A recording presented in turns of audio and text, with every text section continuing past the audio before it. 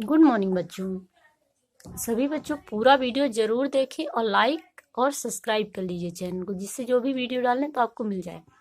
तो आप लोग पूरा वीडियो देखिएगा, क्योंकि पूरा वीडियो बहुत अच्छे से समझाएंगे हम। देखिए, प्रश्न निरक्षीय स्थिति में चुंबकीय क्षेत्र के लिए व्यंजक ज्ञात करना है चुंबक के लिए। तो प्रश्न कैसे आता है? एक चुंबकीय द्विध्रुव के सापेक्ष निरक्षीय स्थिति में चुंबकीय क्षेत्र हेतु व्यंजक विकलन कीजिए। क्या इसकी दिशा बताइए कीजिए और इसकी दिशा तथा इसकी दिशा बतानी है हमें। चलिए देखिए, निरक्षीय स्थिति कहते किसे, ये आता नहीं है ज्यादा, मगर हमने जानने के लिए लिख लिया हुआ है। निगमन से नीचे आता है, ठीक है। जब कोई बिंदु जिस पर चुंबकीय क्षेत्र की तीव्रता ज्ञात करनी है, कोई बिंदु P है यहाँ पे, जिसमें चुंबकीय क्षेत्र की तीव्रता ज्ञात करनी है। चुंबकीय अक्ष के लंबार्धक होता है, लंब का अर्धक होता है। तो इस स्थिति को चुंबक के सापेक्ष निरक्षीय स्थिति, लंब का अर्धक होता है, लंबार्धक होता है, उसे हम क्या कहते हैं? अक्ष के सापेक्ष क्या होता है? लंब का अर्धक। इसे चुंबक के सापेक्ष क्या कहें? निरक्षीय स्थिति है। अक्ष के लंबार्धक होगा, उसे स्थिति को क्या कहते हैं? चुंबक के सापेक्ष निरक्षीय स्थिति कहते हैं। चलिए देखिए फिगर कैसे बनाना है, तो आप लोग देख लीजिए। देखिए, हम एक चुंबक NS एक चुंबक लेंगे, तो जिसकी लंबाई क्या है? 2L है। ध्रुव प्राबल्य इसमें क्या है? M है। इससे मध्य बिंदु, चुंबक के मध्य बिंदु O से, मध्य बिंदु क्या है इसकी? O है, ठीक है। यहाँ पे हमने लिख दिया है मध्य बिंदु O, यहाँ लिख देते हैं। मध्य बिंदु O से हमें R दूरी पर बिंदु P पर चुंबकीय क्षेत्र की तीव्रता ज्ञात करनी है। देखिएगा यहाँ पे ये हो गया। अब ये देखिए NS मध्य बिंदु खींचेंगे, R दूरी है इसकी, P बिंदु है, यहाँ से इसको S को और P को मिला देते हैं और P को N से मिला देते हैं, ठीक है। अब देखिए, जब N ध्रुव परीक्षण आवेश रखते हैं, जब हम यहाँ पे N ध्रुव परीक्षण चुंबकीय ध्रुव रखेंगे, चुंबकीय उत्तरी ध्रुव रखेंगे, N उत्तरी ध्रुव रखेंगे, तो देखिए क्या होगा? N दोनों जब समान होते हैं, N ध्रुव दोनों समान होंगे तो प्रतिकर्षण होगा। तो ये किधर जाएगा? इस दिशा में जाएगा, ठीक है। N यहाँ रखेंगे, N क्या करेगा? प्रतिकर्षित करेगा। अब N यहाँ पे रखे हुए हैं। अब देखिए N है और ये S है, S क्या करेगा? आकर्षित करेगा। तो इसे बन जाएगा कंपोनेंट इसका। तो इसका परिणामी क्या आ जाएगा? ये क्या हो जाएगा? B1 हो जाएगा। ये क्या होगा आपका? B1 हो जाएगा, ये वाला B1 cos theta, sorry B लिख दिए, B1 cos थीटा।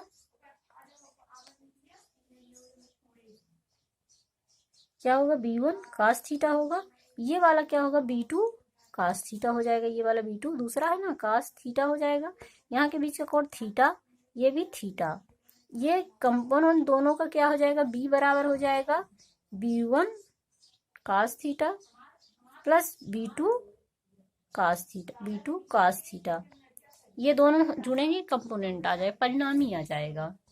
तो देखिए यहाँ पे हमने ये माना है। अब चलिए इसी का वर्णन चित्र का कर देते हैं। माना NS एक क्षण चुंबक है, जिसका ध्रुव प्राबल्य m तथा प्रभावी लंबाई 2L है। प्रभावी लंबाई क्या है? NS एक क्षण चुंबक, प्रभावी लंबाई 2L है। इसके मध्य बिंदु O से R दूरी पर निरक्षीय स्थिति में एक बिंदु P है। इसके मध्य बिंदु, चुंबक के मध्य बिंदु O से R दूरी पर एक बिंदु P स्थित है। निरक्षीय स्थिति में एक बिंदु P स्थित है, जिस पर हमें चुंबकीय क्षेत्र की तीव्रता ज्ञात करनी है। तब देखिए, उत्तरी ध्रुव N के कारण बिंदु P पर चुंबकीय क्षेत्र की तीव्रता, उत्तरी ध्रुव N के एकांक ध्रुव के लिए क्या करते हैं? इसका सूत्र क्या होता है? B1 equal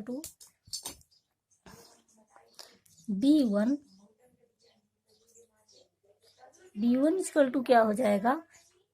μ0।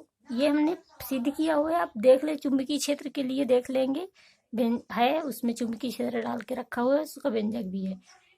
NP square, N लेते हैं हमने, N ध्रुव लिया है, तो NP का स्क्वायर μ0/4π ध्रुव प्राबल्य बटे NP स्क्वायर। तो ये क्या हो जाएगा? चूंकि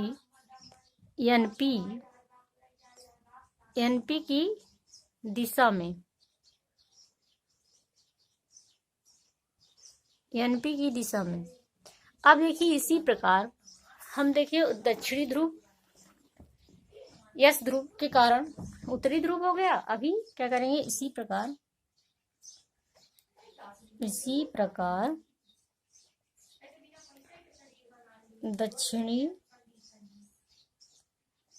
दक्षिण ध्रुव यस के कारण बिंदु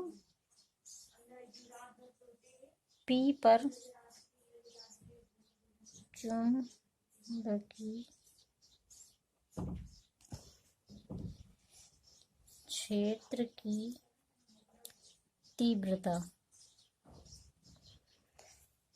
देखिए V2 बराबर हो जाएगा μ0 upon 4 pi into small m upon PS का स्क्वायर, PS की दिशा में बन जाएगा। अब देखिए क्या होगा, NP और SP क्या है, परिणाम भी आपस में बराबर हैं। NP ये देखिए NP और SP और NP क्या होंगे, परिणाम में दोनों बराबर होंगे, लंबार्धक है इसलिए ये परिणाम में बराबर होंगे। तो हम लिखेंगे चूंकि NP बराबर है SP के या PS के, ठीक, तो B1 और B2 परिमाण में बराबर होंगे, अतः बिंदु P पर परिणामी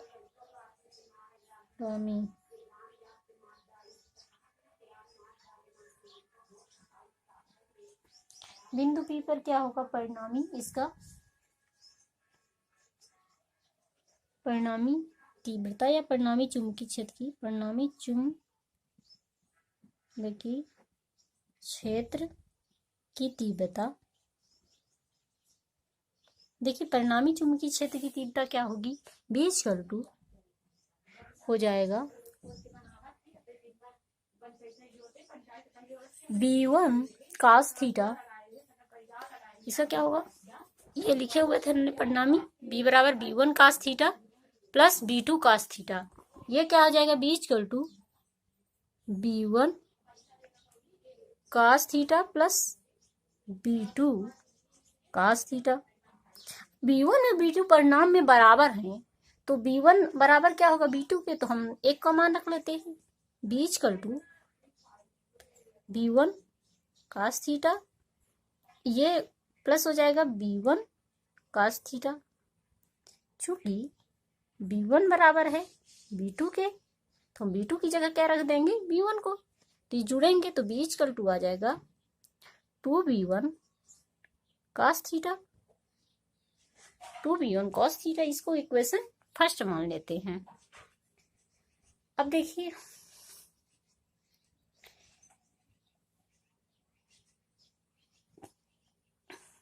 देखिए क्या होगा, समीकरण एक में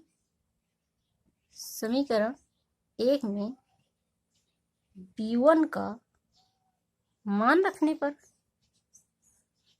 हम B1 का मान रख देते हैं। B1 का मान हमने क्या निकाला हुआ है, आपको पता होना चाहिए, 2B1 का मान क्या है हमारा, μ0 upon 4 pi into m upon NP का स्क्वायर है, cos थीटा, यही है। अब देखिए इसको इक्वेशन क्या मान लेते हैं हम, 2 मान लेते हैं। अब समकोण त्रिभुज क्या लेंगे हम, समकोण त्रिभुज NPO में। अब देखिए NPO, अब दिखा देते हैं आपको, समकोण त्रिभुज क्या लेते हैं NPO में। देखिए ओपी का मान कितना है, आर स्क्वायर है। पाइथागोरस प्रमेय लगाइए समकोण के लिए, और इसका ओएन का मान कितना है, आर है। कर्ण का स्क्वायर बराबर लंब का स्क्वायर प्लस आधार का स्क्वायर होता है पाइथागोरस प्रमेय से। देखिए समकोण त्रिभुज एनपीओ में पाइथागोरस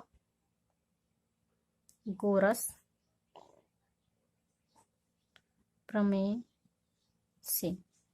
अब देखिए कर्ण का स्क्वायर हमारा क्या है, कर्ण हमारा है पीएन का स्क्वायर या एनपी का स्क्वायर। तो हम एनपी का स्क्वायर ले लेते हैं और ओपी का स्क्वायर प्लस ओएन का स्क्वायर। ठीक, तो एनपी का स्क्वायर बराबर होगा ओपी का स्क्वायर प्लस ओएन का स्क्वायर। ठीक, अब देखिए ओपी का मान हमारा कितना है, ओपी का मान हमारा आर है, ओएन का मान हमारा क्या है, ये देखिए यहाँ पे ओपी का मान हमारा क्या है, आर है, स्मॉल आर, और ओएन का मान हमारा एल है। हम रख देते हैं एनपी स्क्वायर बराबर हो जाएगा, ओपी का मान हमारा क्या है, आर स्क्वायर, आर है तो आर स्क्वायर हो जाएगा, और इसका मान एल है। ठीक है, अब हमको एनपी बराबर अगर चाहिए, एनपी बराबर क्या आ जाएगा, under root R square plus L square हो जाएगा। अब देखिए कॉस थीटा बराबर होता है, क्या होता है, लाल बटे कक्का से आप लगा लीजिए तो क्या होगा, कॉस थीटा बराबर आधार बटे कर्ण, आधार बटे कर्ण होता है। आधार हमारा क्या है, एल है, और कर्ण हमारा हमने एनपी निकाल दिया, एनपी क्या है हमारा, कर्ण है, तो हम रख देंगे यहाँ पे आधार बटे कर्ण R square plus L square. यहाँ लिख देते हैं हमारा ओ एन बटे एन पी, ये आया है इससे, तो ये हो जाएगा हमारा, ये मान है। हम मान, इसका मान, सभी का मान समीकरण 2 से, समीकरण 2 में मान रखने पर, हम सभी का मान रखने पर, अब देखिए समीकरण हमारा 2 ये है, तो बीच कल 2 हो जाएगा, ये सारा मान हमने निकाल लिया हुआ है। 2 into mu 0 upon 4 pi into small M upon NP का स्क्वायर का मान कितना है, ये आर स्क्वायर क्या है, L square, R square plus L square, किसका मान है, एनपी स्क्वायर का मान है, एनपी स्क्वायर में हमने रख दिया, और कास थीटा का मान हमने क्या निकाला है, L upon under root R square plus L square, ये हो गए।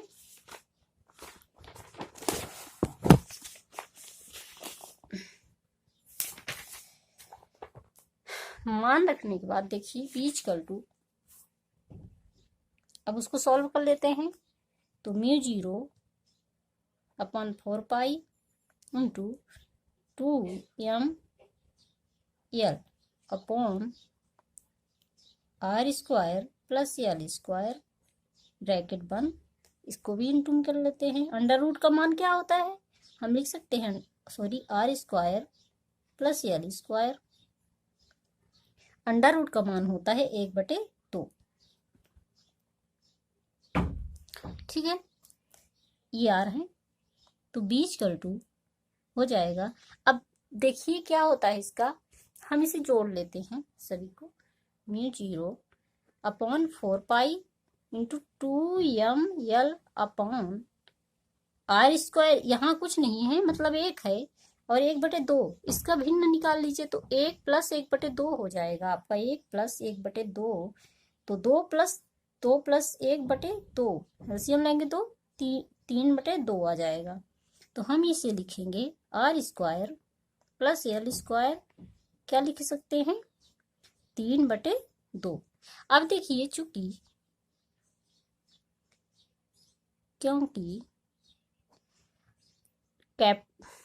कैपिटल एम बराबर क्या होता है, 2l इंटू m। चुंबकीय आघूर्ण, चुंबकीय क्या होता है, चुंबकीय आघूर्ण बराबर चुंबकीय आघूर्ण, चुंबकीय आघूर्ण का मान, ये मान हम यहाँ पे रख देते हैं, तो B बराबर हो जाएगा μ0/4 पाई इंटू कैपिटल M। अब स्मॉल m, ये इसका इस मान की जगह 2ml की जगह हम ये मान बराबर है ना रख देंगे कैपिटल M, बटे हो जाएगा r square plus l square 1/3/2। आगे देखिए, अगर यदि r मतलब l बहुत छोटा हो, मतलब l क्या हो, यदि r बहुत बड़ा हो, किससे, l से, r बहुत बड़ा हो, यदि r बहुत बड़ा हो l से, तो क्या करेंगे हम, r की तुलना में l की उपेक्षा की जा सकती है। r की तुलना में किसकी उपेक्षा करें, जो छोटा होगा, में l की उपेक्षा करने पर, ये सब छोड़िएगा नहीं, आप लोग लिख दीजिए, आप लोग शॉर्ट कर देते हैं। l की हम उपेक्षा कर देंगे इसमें से, देखिए तो b = 2 आ जाएगा μ0/4 pi capital M upon r का हमने l की उपेक्षा कर दी है, r बचेगा r स्क्वायर, ये ब्रैकेट के बाहर क्या बचेगा 3/2। देखिए ये गुणे में है तो ये 2 से कट जाएगा, बचेगा क्या, b = μ0/4 pi into capital M upon r square. देखिए कटा तो r क्यों, यही हमारा, देखिए अच्छी में 2m आता है, लेकिन इसमें क्या आता है, ओनली m बस आता है। ये चुंबकीय क्षेत्र के लिए निरक्षीय स्थिति में व्यंजक है, चुंबकीय क्षेत्र की तीव्रता के लिए निरक्षीय स्थिति में व्यंजक है, यही हमें प्रूव करना है। इसकी दिशा क्या होगी, अक्ष के लंबवत होगी। Thank you.